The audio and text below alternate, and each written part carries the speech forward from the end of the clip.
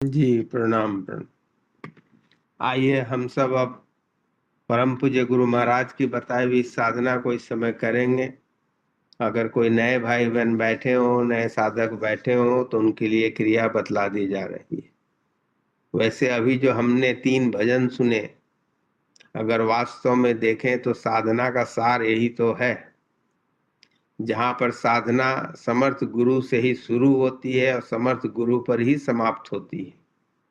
जहाँ पर साधना समर्थ गुरु के कृपा के बगैर शुरू कर ही नहीं सकते और उनकी दया के बगैर समाप्त भी नहीं हो सकती। तो वास्तव में अगर देखें तो साधना ही नहीं, ये सृष्टि भी उन्हीं से शुरू होती है और उन्हीं में समाप्त होती है। आप सबने कई कथाएं सुनी होंगी जहाँ पर ब्रह्मा जी सृष्टि शुरू करते हैं और वापस उन्हीं में समाप्त भी हो जाती है। समर्थ गुरु वास्तव में जो लोग साधना सही ढंग से करते हैं, निश्चित तौर पर इसका अनुभव प्राप्त करते हैं कि समर्थ गुरु ही वास्तव में साक्षात परमात्मा है। और साक्षात परमात्मा जो पार ब्रह्म परमेश्वर यानी कि ब्रह्मा विष्णु महेश से भी ऊपर, क्योंकि जहाँ तक माया है वहाँ तक कहानी है, जहाँ तक कहानी है वहाँ तक माया है। इन कहानियों से ऊपर जहाँ पर ना कोई माया है ना कोई कहानी है, जहाँ पर माया और परमात्मा मिलकर के एक स्वरूप हो जाते हैं, जहाँ पर न सत है न रज है न तम है, वास्तव में वही वास्तविक परमात्मा है।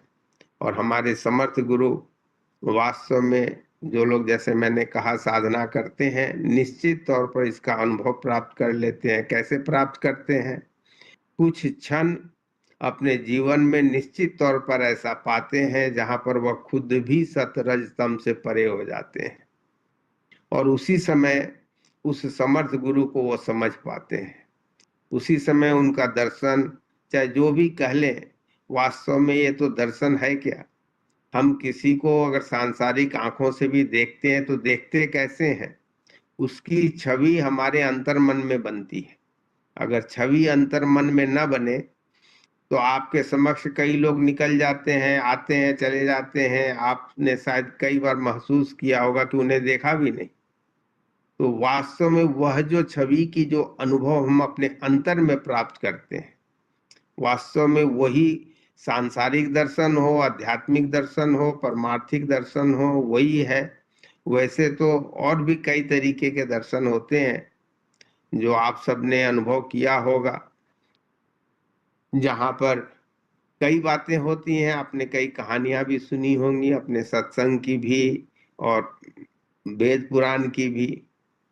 तो हम सब ऐसी साधना में लगे हैं, ऐसी साधना हम सबों को समर्थ गुरु ने प्रदान की है जहां पर बातों से दर्शन नहीं होता है, वास्तविक दर्शन होता है। और उसके करने के लिए हमें साधना में पूर्ण रूप से लगना होगा, यानी कि पूर्ण रूप से जब तक उस समर्थ गुरु पर विश्वास नहीं होगा। वास्तव में साधना करती क्या है? समाधि वगैरह ठीक है, अपनी जगह में है, पर समाधि से हमें प्राप्त क्या होता है? वास्तव में वह जो विश्वास अगर हमारे अंदर नहीं है तो हम चाहे कोई भी अनुभव प्राप्त कर लें, उस विश्वास के कमी के कारण उसका कोई फल प्राप्त नहीं होता है। अगर होता भी है तो बहुत ही आंशिक होता है। वास्तव में साधना का उद्देश्य यही है कि हमारा अनुभव, हमारा ज्ञान इतने ऊंचे स्तर पर पहुंच जाए जहां पर हमें सिर्फ और सिर्फ वह समर्थ गुरु ही दिखाई दें, सिर्फ और सिर्फ हमारा विश्वास उन्हीं पर हो। और इसीलिए हमने कहा कि साधना वहीं से शुरू होती है और वहीं समाप्त होती है।